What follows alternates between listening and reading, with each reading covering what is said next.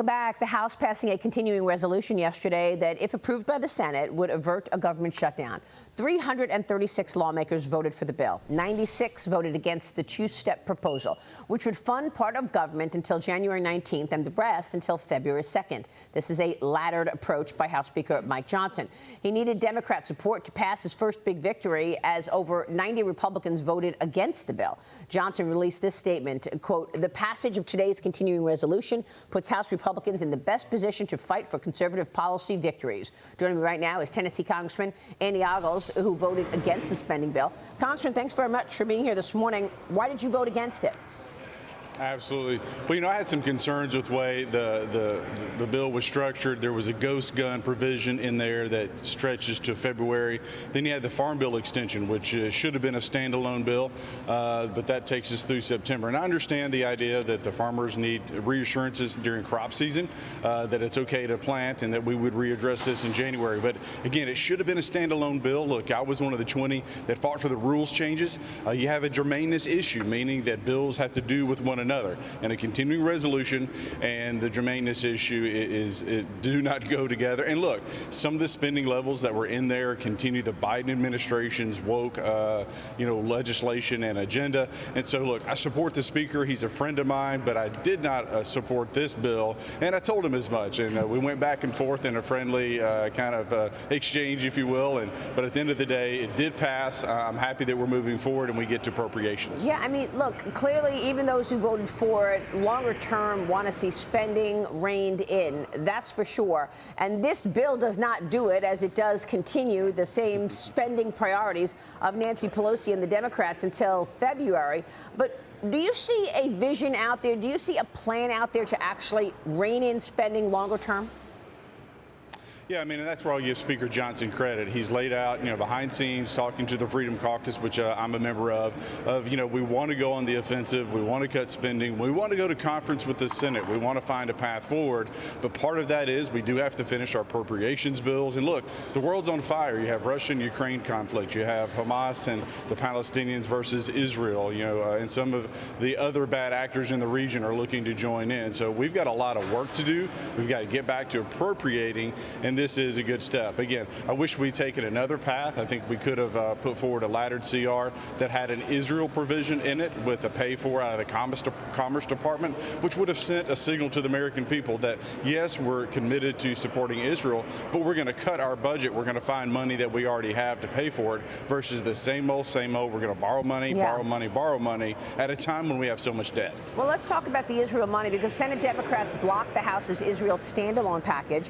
They want Ukraine funding included in that bill. More than 500 current U.S. officials sending a letter to President Biden urging him to change his Israel policy.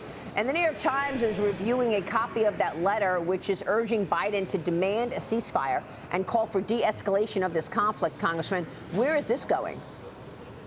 Well, I mean, I think this is another example of a woke administration that's undermining Israeli foreign policy. Look, they were attacked. This was a terrorist attack. Back in the early 2000s, you had a land for peace deal. Unfortunately, the Israelis have not had peace. They've been under constant attack for 2 decades. Then now you have this terrorist attack. And so, look, Hamas attacked Israel. They deserve to be wiped off the face of the earth. And quite frankly, the Palestinian government is culpable in that exchange. They have a pay-to-slay program. I have several pieces of legislation that protects the U.S. homeland from Hamas, from the Palestinians, because we know, and again, we know that we have terror cells operating on U.S. soil. We've had attempted assassinations of U.S. citizens by Iranian agents. It is time that we wake up and realize that Israel is the tip of the spear against terrorism globally. Yeah, meanwhile, Joe Biden hasn't done anything about the wide-open border. We've got terrorists coming into the border. Customs and Border Patrol released new statistics yesterday. The October numbers, nearly 241,000 migrants have been encountered just in the month. That's up 10%, nearly 10% compared to October 2022. Agents encountered more than 4,200 Chinese nationals last month, 4,200 nationals in a month.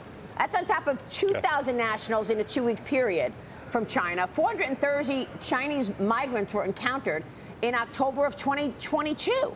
This is mind-boggling that you've got Chinese nationals coming into the border in a month totaling 4,261. Border Patrol arrested 13 individuals on the terrorist watch list last month as well. Border Patrol only encountered 12 suspected terrorists in 3 years under former President Trump, and now they're coming in droves, Congressman. What are your thoughts on the number of Chinese nationals? Can you actually leave China in a communist country? Can you leave China without getting approval from the CCP? Well, let's just admit it's very difficult. And look, so why are so many Chinese nationals coming here? And quite frankly, why are so many Iranians and Syrians coming here? They're all military-aged men. I believe they're here to undermine the U.S. way of life and, quite frankly, our government. It's an amazing, quite frankly, a miracle that we haven't had another terrorist attack here on U.S. soil. And the Biden administration is guilty of that. And then set that aside for a moment. Think about all of the murders, all of the rapes, all the burglaries, all the DUIs, all the people who have been maimed and hurt because of illegals in this nation. And then there's fentanyl. It's flooded our streets. It's made every small town in America a border town. And this is a crisis that is solely the responsibility of Joe Biden and Kamala Harris. Kamala supposedly being a border czar. Heck, I've been to the border more times than she has, and she's supposed to be in charge of it. But again, every victim in America at the hands of an illegal alien is the fault of this administration. Yeah, no, but what I'm getting at is these Chinese nationals. I don't understand what's going on and whether or not Xi Jinping is directing them to come to America, settle in America until they get further direction from the CCP. Joe Biden is meeting with Xi Jinping today. Do you think he should be raising this with him? Why are you sending thousands and thousands of Chinese military-aged men, nationals, to America? What are they here for? Yeah, absolutely. And not to mention that we know that the Chinese government is working directly with the Mexican cartel to flood our streets with fentanyl. So are they part of that operation? Are they part of a terror operation? Is it an espionage operation? We know that China is buying farmland all over our country. So again, what is the motive for sending so many military-aged men into our country, illegally, by the way? And then what is their motive? I mean, clearly China sees us as weak, and it's time that we re-elect Donald Trump and get a true leader in the White House, because look, we are under attack. You know, this southern border is truly an invasion, but it's an invasion of our own doing because of the Biden administration. And I have concerns, whether it's thousands of people from China or thousands of people from Iran and Syria. They're coming here to do harm to our people. This is just stunning, Congressman. We're going to keep a spotlight on it. And thanks very much for joining me this morning. Andy Ogles joining us this morning in D.C. Thank you, sir.